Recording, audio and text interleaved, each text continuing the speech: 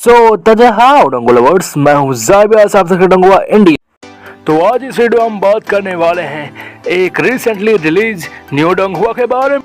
और इस डंगुआ का स्टोरी लाइन कुछ पिछले साल रिलीज हुआ स्कैम बैक सिस्टम की ही तरह है, और वो स्कैम बैक सिस्टम उस समय काफी पॉपुलर हुआ था।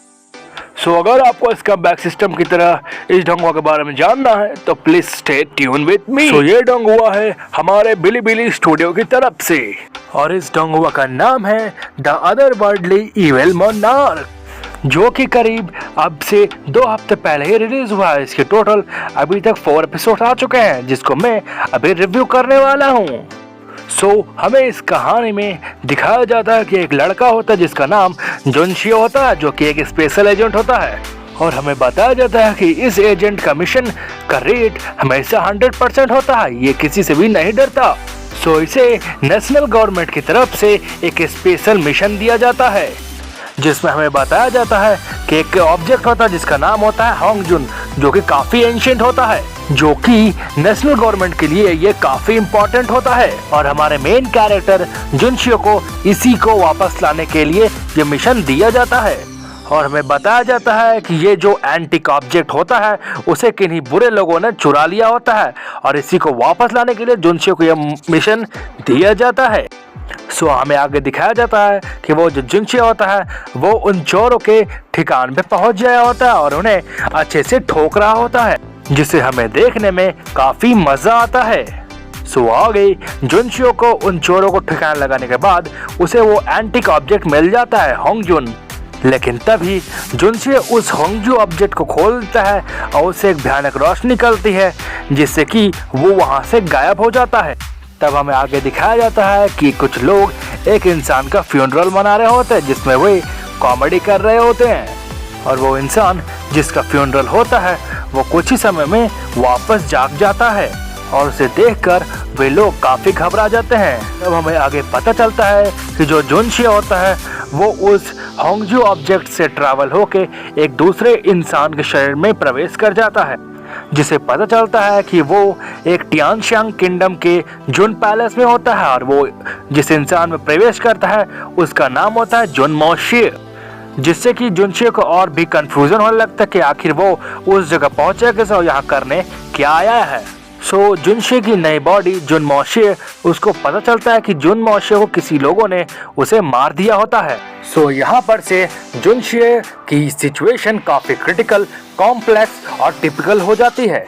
उसका जो न्यू बॉडी होता है जुन मोशियो, उसको खुद समझ नहीं आ रहा होता है कि उसका आखिर उसे मारा किसने होता है। यहाँ पर से ही जुनशियो ये डिसाइड करता है कि वो जुन मोशियो शरीर में रहेगा और उसके कातिलों को ढूंढेगा और उसे मारेगा। और इसके आगे न्यू कैरेक्टर से भी हमें इंट्रोड्यूस किया जाता है, जिससे कि कहानी और भी इंटरेस्टिंग बन सके। तब हमें आगे पता चलता है कि जुन मोशियो की फिजिकल स्ट्रेंथ एकदम 0 है, और उसमें कोई भी तरह की सी या फिर मैजिकल टेक्निक्स की पावर बिल्कुल नहीं है। और इसी चीज को जानकर जुन मोशियो काफी ज्यादा दुखी हो जाता है। तब हमें वापस पता चलता है कि जुन मोशियो जिंदा है, ये दुश्मनों को पता चल जाई होती है, और वे उसे दोबारा मारने का प्लान बना रहे होते हैं। और इसके लिए वो अपने कुछ लोगों को काम पर भी लगाता है। अभी तक हमें ये नहीं पता चल रहा होता कि आखिर जुन मोशियो को वे लोग क्यों मारना चाहते हैं। जुन मोशियो की सबसे बड़ी डिफिकल्टी थी कि उसके पास किसी भी तरह की मैजिकल या शी पावर बिल्कुल नहीं है, जिससे कि वो खुद को प्रोटेक्ट कर सके। तब हमें आगे दूसरे एपिसोड के एंडिंग सीन में दिखाया जाता है कि जुन मोशियो पावर्स के लिए स्ट्रगल कर रहा होता है, और उसके सामने होंगजुन अपेयर होता है। ये वही एंटिक ऑब्जेक्ट था जो जुनशियो को रियल वर्ल्ड से इस टियानशांग किंगडम में ट्रांसपोर्ट करता है। तब हमें आगे दिखाया जाता है कि होंगजुन अलग अलग टाइप से फॉर्मेशन करता है, जिससे कि जुन मोशियो को अलग अलग टाइप का पावर मिल सके, और उसे एक न्यू पावर मिलती है, जिससे कि जुन मोशियो अपने ऊपर भरोसा होता है कि वो अब उन दुश्मनों से लड़ सकता है। आने वाले एपिसोडों में दिखाया जाता है कि कैसे जुन मोशियो अपने दोस्तों को मुश्किलों से आज़ाद करता है और उनकी मदद करते हैं, और उसके दोस्त भी जुन मोशियो को उसके दुश्मनों से उसे बचाता है। और इस जर्नी के बीच हमें उनके दोस्तों और जुन मोशियो के बीच काफ़ी खट्टे मीठे मोमेंट्स हमें मिलते हैं। और हमें उन लोगों को भी दिखाया जाता है जो जुन मोशे को मारना चाहते हैं, जिसके बारे में अभी तक जुन मोशे को खबर नहीं होती है। सो आने वाले एपिसोड हमें दिखाया जाएगा कि जुन मोशे कैसे अपने दुश्मनों को हराता है, उन्हें खत्म करता है और आखिर वे लोग उसे क्यों मारना चाहते हैं, और जिसमें उसका साथ उसके दोस्त दे रहे होते हैं। और इस बीच जुन मोशे को कुछ न्यू पावर्स भी मिलेंगी जो कि उसे वसी होंगजुन ऑब्जेक्ट से मिलेगी, और इसमें उसका साथ कुछ फीमेल लीड भी देंगी। सो इन माय ओपिनियन ये स्टोरी काफी टिपिकल है, जो कि हमारे प्रीवियस गेम डोंगहुआ की तरह ही मिलती है। सो हमें स्टूडियो ने जिस तरह ट्रेलर में इसे दिखाया गया था, इसके एनिमेशन के बारे में बताया गया था, ये वैसा कुछ नहीं है।